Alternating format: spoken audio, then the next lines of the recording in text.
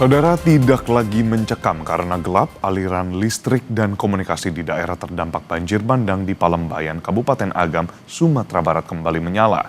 Warga pun bisa kembali beraktivitas dan berkomunikasi serta berkabar dengan keluarga di perantauan. Warga bisa kembali beraktivitas, bercengkerama di warung dan bahkan menonton televisi untuk memperbarui informasi.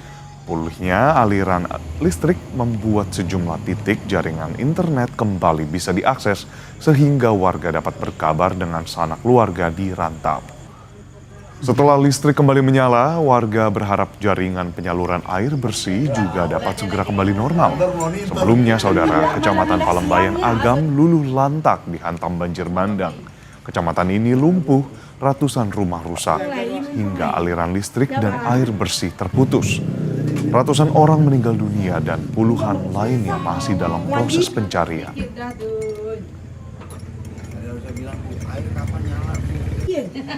Alhamdulillah, senang sekali Pak, senang sekali. Udah hidup lampu, udah terang lagi kita, walaupun nggak ada air kan. Yang satu udah terang kita, udah senang sekali. Komunikasi dengan sanak family di luar gimana, Bu? Oh, udah bisa, di masjid kan ada wifi, udah bisa komunikasi. Iki kita ke masjid, telepon sanak family udah bisa. Sementara untuk mempermudah jalannya penyaluran bantuan, sejumlah jembatan darurat dibuat dengan menggunakan kayu gelondongan sisa banjir. Dengan adanya jembatan akses jalan darurat, saat ini masih terdapat 3 titik terisolasi dari sebelumnya 12 titik di Kabupaten Agam. Pemkab Agam menyebut saat ini terdapat 20 unit alat berat untuk melakukan proses pembersihan kawasan dan pembukaan akses jalan ke daerah terisolir.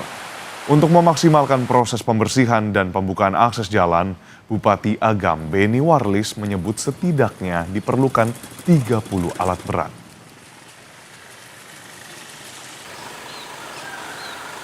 Penting sekarang adalah tempat yang terisolasi. Nah, itu yang masalah kita. Dari hari ke hari sekarang semakin terbuka. Hari ini Matur sudah bisa dilewati. Jadi Matur tidak isolasi lagi. Jadi sudah bisa kita melalui darat kan, isolasi. Kemudian nanti masuk ke Palembayan. Palembayan maksudnya yang daerah sana. Itu juga sudah terbuka. Hanya beberapa nagari lagi yang belum. Dan itu kita burukan hari ini sampai besok alat, makanya alat yang kita minta berdamannya tadi. Jadi alat ini juga ada dari pengusaha. Ada Pak Haji Kasmir namanya juga membentuk alat. Kemudian juga pengusaha kita yang ada di sini, perkebunan juga.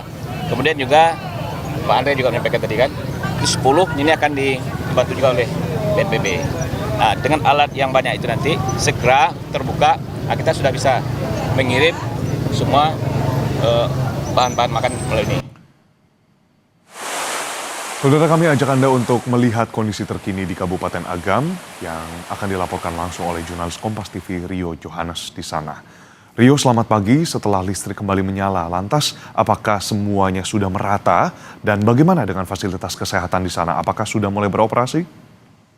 Ya, Edwin dan juga saudara, memang tadi malam itu listrik di kawasan parah terdampak bencana banjir bandang, yaitu di daerah Nagari Salare Ai ya.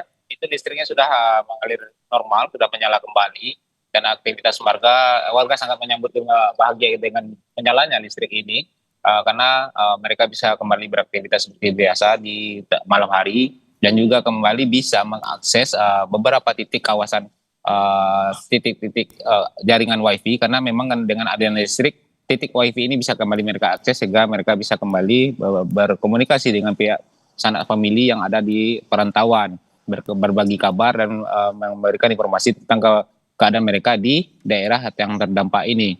Dan untuk penyaluran bantuan memang saat ini terus digencarkan ke daerah-daerah yang masih terisolasi, dan dari data terakhir itu kemarin hanya ada 1 titik lagi daerah terisolasi di daerah Sabarang Ayah, di Nagari Salare Ayah ini, dan itu sudah disalurkan bantuannya melalui jalur udara dengan helikopter yang dimiliki oleh Basarnas.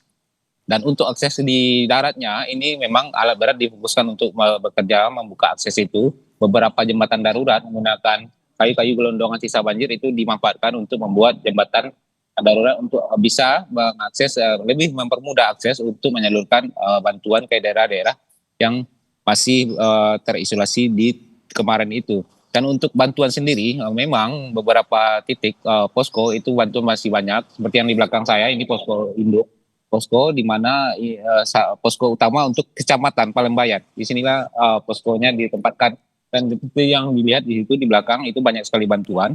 Dan juga di dalam daerah yang kawasan yang terdampak di kawasan Salare Aie, Nagari Salare Aie, itu juga banyak posko-posko dan banyak bantuan. Tapi memang jika kita melihat ke belakang, itu di posko yang benar-benar didirikan oleh pihak Nagari, itu kemarin saya melihat memang bantuannya sudah mulai menipis di gudang penyimpanan untuk posko bantuan, logistik bantuan itu sudah menipis. Dan ketika bantuan datang dari Kompas Gramedia Group, itu mereka sangat terharu dan menangis karena mereka tidak ingin lagi terulang kejadian di mana pada hari pertama dan hari kedua itu, kejadian di tanggal 27 itu mereka harus makan dan membagikan makanan untuk warga hanya nasi putih dan 1 butir telur. Demikian, Edwin.